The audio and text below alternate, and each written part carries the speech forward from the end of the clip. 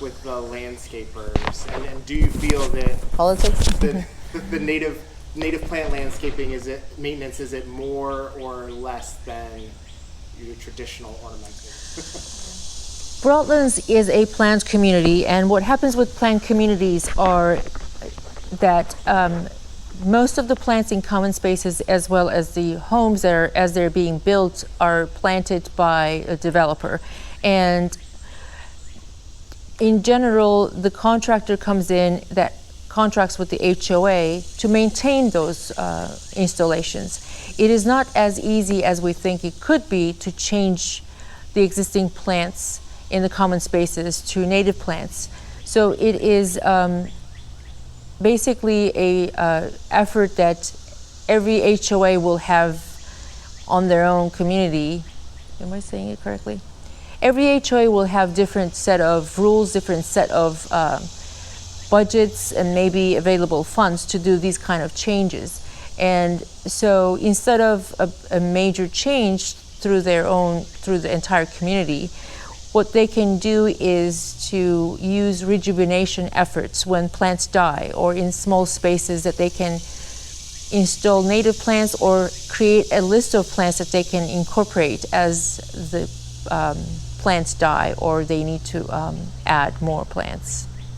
Oh, do you have a list of plants that you can't plant here? Sometimes there's a do not plant. No. As a community? Yeah. No.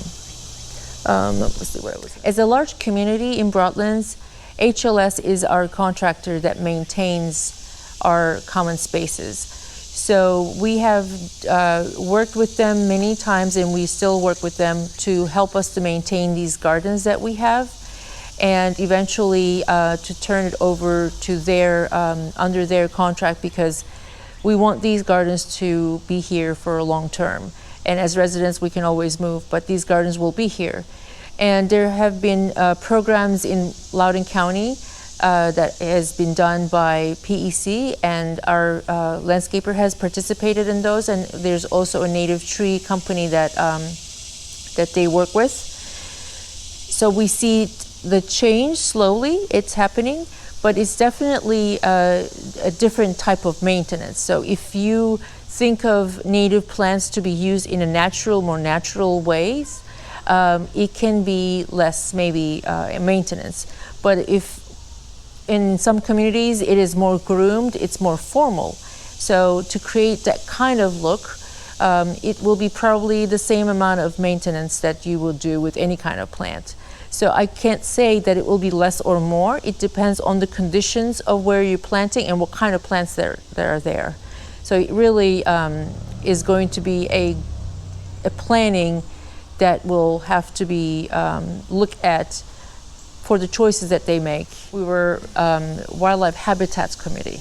Okay. In some communities, they do have Common Grounds Committee, and we didn't have that. So we recently changed, last year we changed the name to Conservative Landscaping Committee. But we do not see the plans or recommendations that comes. It was not set up that way. But we do make recommendations if we see an area that they can do changes. And the changes that has been done is we're happy to see more and more native plants being selected by our landscaper voluntarily. Because I think they see that this community is interested in these kind of selections. And I think that if we're going to spend our resources, which includes our dollars, we have to make the choice, we have to make the effort, and we have to be aware that we have a choice, and that choice is to plant native plants that will support our habitats, that will support our wildlife, and that will replenish our ecosystem and improve our ecosystem. Because in communities like Broadlands, where it's planned communities, we do have the opportunity during the construction to see what kind of habitat restoration it can be done, and make the effort. And I think that it takes a little bit maybe different planning, but obviously our footprint is going to be much smaller